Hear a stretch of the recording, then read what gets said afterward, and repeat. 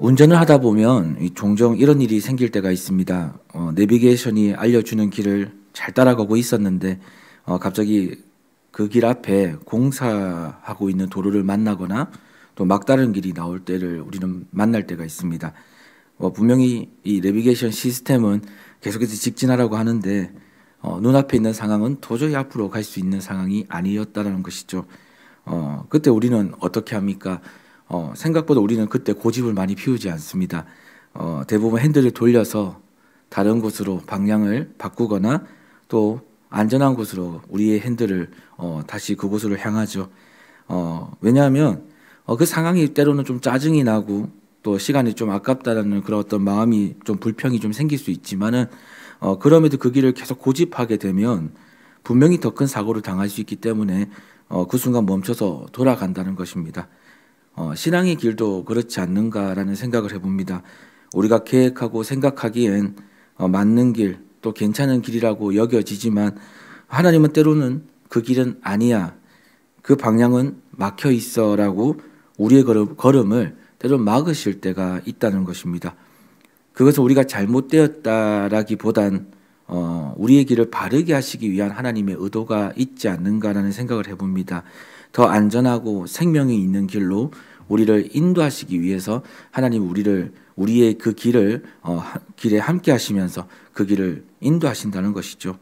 오늘 본문에서 하나님은 이 발람의 길을 막으십니다. 그는 나아가려 했습니다. 하지만 하나님은 그 길을 막으셨다는 것이죠. 왜 하나님은 그 길을 막으셨을까요? 왜 그토록 발람이 가려고 했던 그 길에 대해서 하나님은 오늘 본문에서 그 길을 경고하셨을까? 오늘 본문에 등장하는 인물, 이 발람은 선지자 중에 한 명이었다는 것이죠. 그는 하나님을 알고요, 하나님의 말씀을 직접 들을 수 있는 그런 사람이었습니다. 하지만 그는 점점 하나님의 마음보단 자기 유익의 마음이 기울어졌다는 것입니다. 모압 왕 발락이 이스라엘을 저주해 달라고 요청했을 때 그는 하나님의 뜻을 물었습니다. 그리고 하나님은 처음에 이야기해 주시죠. 가지 말라라고 말씀하십니다. 하지만 발람은 끝내 한 번 더 또 묻고 또 묻습니다. 결국 하나님은 무엇이라고 합니까? 가라라고 얘기하시죠. 그러나 그 길은 하나님 보시기에 올바른 길이 아니었다는 것입니다. 그래서 하나님은 여호와의 사자를 보내 이 발람의 길을요, 오늘 본문의 말씀처럼 막으시죠. 하나님 우리가 잘못된 방향으로 가고 있을 때 그냥 두시는 분이 아니라는 것입니다.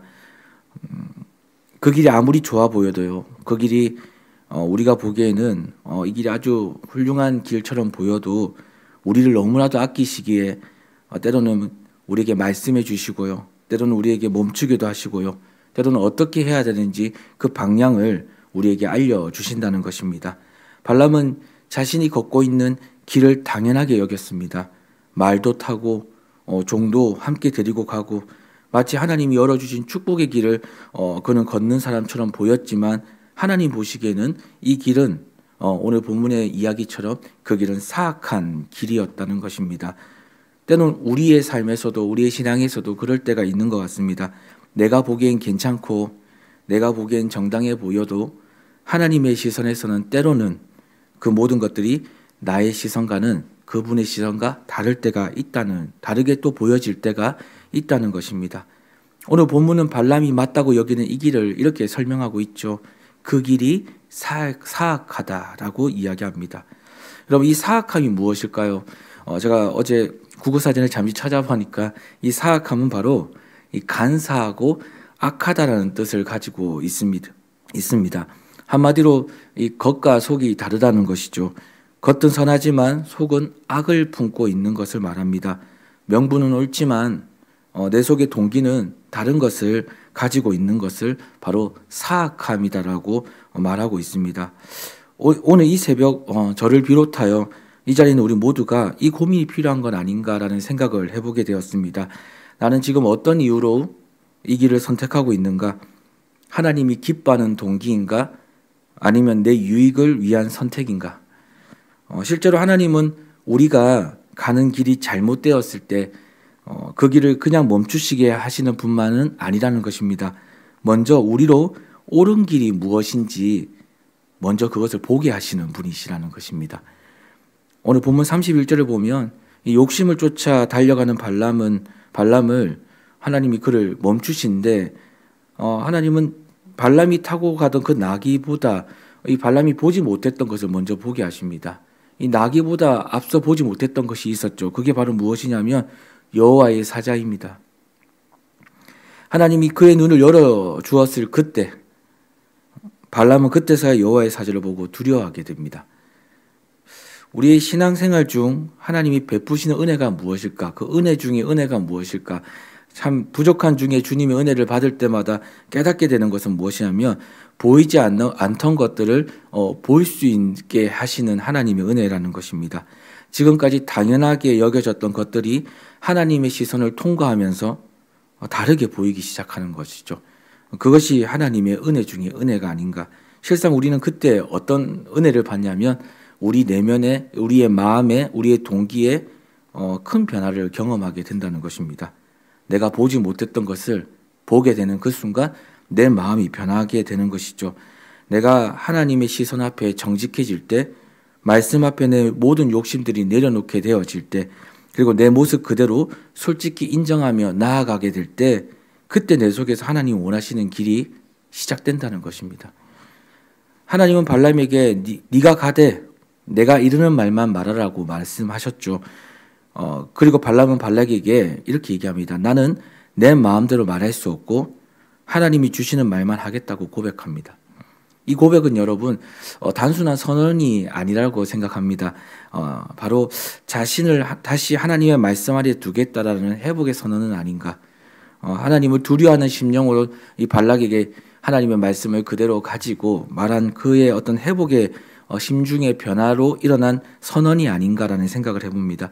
하나님은 우리가 말하는 말보다 그 중심에 하나님의 말씀과 하나님의 마음이 있기를 원하신다는 것입니다. 오늘 하루 내가 하는 말 속에 불평보다는 감사가, 또 판단보다는 이해가, 두려움보다는 믿음이 담길 수 있도록 하나님의 지혜를 구하며 기도하는 저와 여러분 되기를 간절히 소망합니다. 하나님은 오늘도 우리가 걷는 길을 주의 깊게 바라보고 계신다고 생각합니다. 내가 옳다고 생각하는 길이 실제로는 하나님 보시기에는 위험한 길일 수도 있다는 것이죠. 그래서 때때로는 나의 계획이 막히고 내가 계획했던 방향이 틀어지기도 하지만 그럴 때 하나님은 우리가 당황하고 낙심하기보단 혹시 지금 하나님께서 나에게 멈춤의 사인을 주시는 건 아닌가, 그런 질문을 한번 스스로에게 해볼 필요가 있다는 것입니다. 그리고 내 뜻보다 하나님의 시선에서 내 길을 다시 바라보는 시간이 필요하다는 것이죠. 작은 결정 하나라도 이 길이 주님이 원하시는 길일까 묻는 습관이 필요하다는 것입니다. 그리고 하나님께서 말씀으로, 양심으로, 때로는 주변의 상황으로 나를 멈추게 하실 때 그 길을 억지로 밀고 나가기보다는 순종의 브레이크를 밟는 용기도 필요하다는 것입니다. 하나님 우리를 방해하려는 분이 아니십니다. 우리를 살리시기 위해, 더 좋은 길로 우리를 이끄시기 위해서 때로는 길을 막으시고요, 눈을 열어 보게 하시고 다시 말씀으로 방향을 정리해 주신다는 것입니다.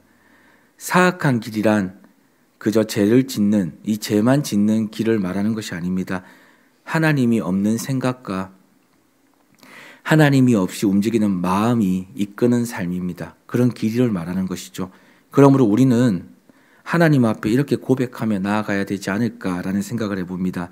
주님, 제 눈을 열어 주님의 시선으로 제 길을 보게 하시고 주님이 막으시는 길 앞에서 멈출 줄 아는 믿음을 주시옵소서. 제가 말할 때에도 주님이 주시는 말만을 말하며 살아가게 하소서. 그렇게 우리의 삶의 방향이 주님의 인도 아래에 있을 때 우리는 방황이 아닌 하나님의 은혜로 생명의 길을 걸을 수 있다는 것을 오늘 말씀을 통해 다시 한번 묵상하게 됩니다. 오늘 이 하루도 저와 여러분의 삶에 이 은혜가 있기를 간절히 소망합니다.